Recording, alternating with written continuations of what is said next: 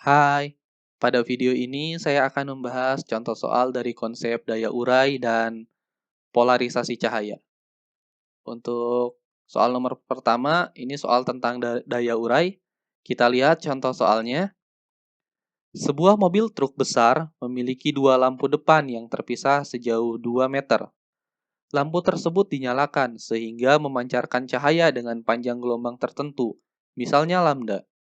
Jika kita menginginkan pada jarak maksimum 5 km, kedua lampu mobil dapat terlihat jelas, terbedakan, maka berapakah panjang gelombang cahaya lampu tersebut?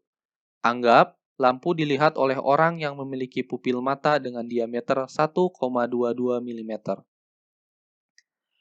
Pada kasus soal ini, kita diminta untuk menentukan jarak maksimum agar dua lampu mobil tersebut masih terlihat sebagai dua lampu, bukan menyatu jadi satu lampu, seperti itu. Nah, pupil mata merupakan bentuknya lingkaran ya, berbentuk lingkaran. Sehingga pada kasus ini dapat kita dekati dengan daya urai pada celah melingkar. Daya urai pada celah melingkar dapat dituliskan secara matematis, D per L sama dengan 1,22 lambda per D. Dengan D-nya, D kecil maksud saya adalah jarak antar kedua sumber cahaya. Dalam kasus ini jarak antar kedua lampu. L-nya jarak dari mata ke sumber cahaya ke lampu. Lambdanya panjang gelombang cahaya dan D besar adalah diameter celah. Dalam kasus ini diameter mata orang. Soal ini meminta kita menentukan panjang gelombang cahaya. Maka dari persamaan ini dapat kita tuliskan lambda sama dengan D kecil kali D besar dibagi 1,22 L. Kita sudah mendapatkan nilai lambdanya di sini.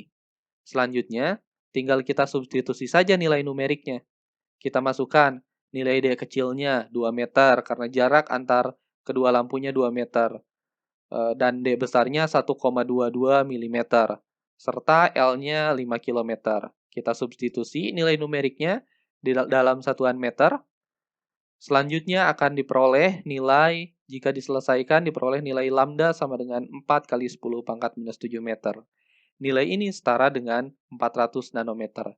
Jadi, panjang gelombang cahaya lampu dari truk haruslah 400 nanometer agar pada jarak 5 km kita masih bisa melihatnya sebagai dua lampu, bukan satu lampu yang sudah menyatu. Selanjutnya, soal nomor 2. Jarak kedua lampu sorot dari sebuah mobil adalah 110 cm. Jika diameter pupil mata dianggap sebesar 1,22 mm dan panjang gelombang cahaya lampu dari mobil adalah 5.500 angstrom. Oh iya, angstrom ini kali 10 pangkat minus 10 meter ya kalau dalam meter. Berapakah jarak maksimum mata dengan lampu mobil agar mata masih melihat kedua lampu mobil secara terpisah? Nah, ini sama, masih tentang daya urai pada celah melingkar, sehingga dapat kita tuliskan D-nya sama dengan D per L sama dengan 1,22 lambda per D besar. Soal ini meminta kita menentukan jarak maksimum mata dengan lampu, atau nilai L-nya. Nah, sehingga persamaan ini dapat kita tata ulang menjadi L sama dengan D kecil kali D besar per 1,22 lambda. Kita sudah dapatkan nilai L-nya, selanjutnya kita substitusi nilai numeriknya, yaitu 110 cm, D-nya jadi 1,1 meter, D kecilnya, D besarnya untuk diameter pupil 1,22 kali 10 pangkat minus 3 meter, dibagi 1,22 dikali 5,5 kali 10 pangkat minus 7 meter. Jika diselesaikan, akan diperoleh L-nya sama dengan 2 kali 10 pangkat 3 meter, atau sama dengan 2 km. Jadi pada 2 km, kita masih bisa melihat lampu sorot tersebut sebagai dua lampu, bukan satu lampu yang sudah menyatu. Selanjutnya, soal nomor 3. Dua buah bintang terpisah sejauh 3,7 kali 10 pangkat 11 meter. Sebuah teleskop besar digunakan untuk mengamati kedua bintang tersebut. Diameter lensa teleskop tersebut adalah 1,02 meter. Asumsikan panjang gelombang cahaya dari bintang tersebut adalah 550 nanometer dan efek difraksi pada atmosfer bumi diabaikan.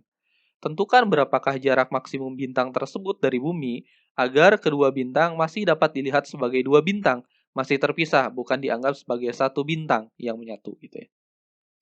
Soal ini juga sama, masih tentang daya urai pada celah melingkar, sehingga persamaan umumnya dapat kita tuliskan sebagai seperti tadi, D per L sama dengan 1,22 lambda per D. Soal ini meminta kita jarak dari teleskop ke bintang. Maka nilai L-nya kita dapatkan, yaitu D kecil kali D besar per 1,22 lambda. Nah, selanjutnya nilai numeriknya sudah ada, jadi kita tinggal mensubstitusinya saja.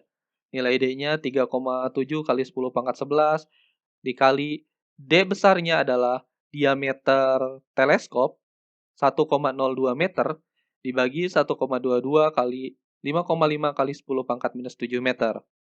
Jika kita selesaikan, akan didapatkan L-nya sekitar 5,6 kali 10 pangkat 17 meter.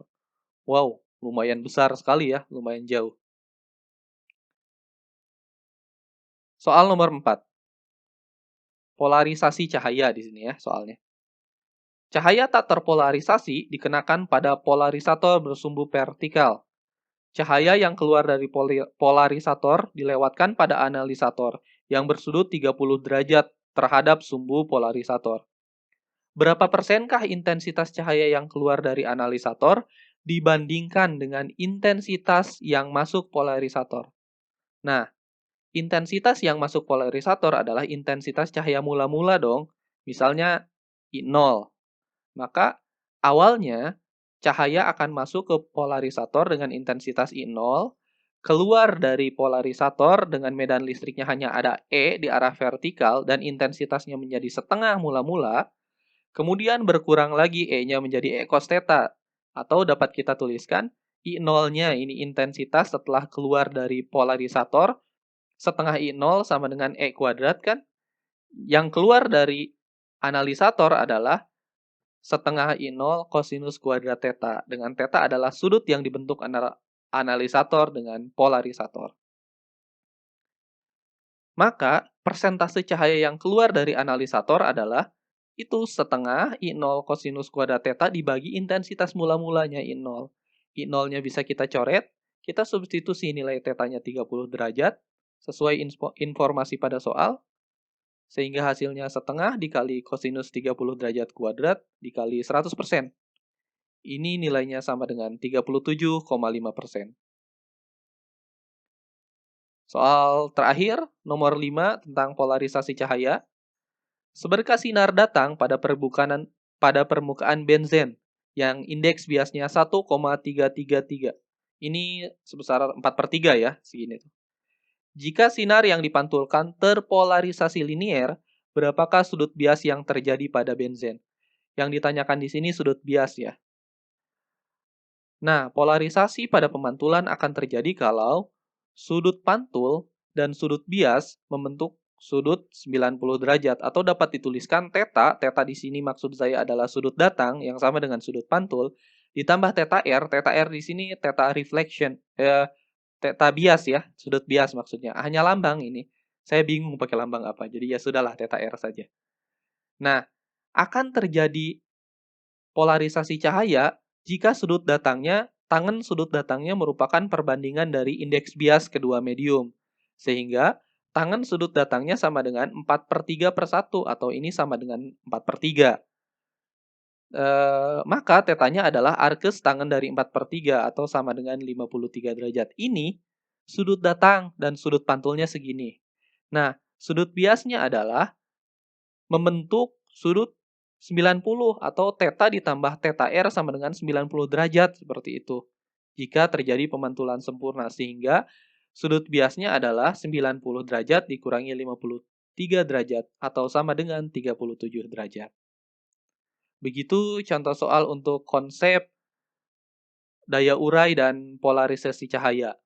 Terima kasih, selamat belajar dan seperti biasa, salam semangat.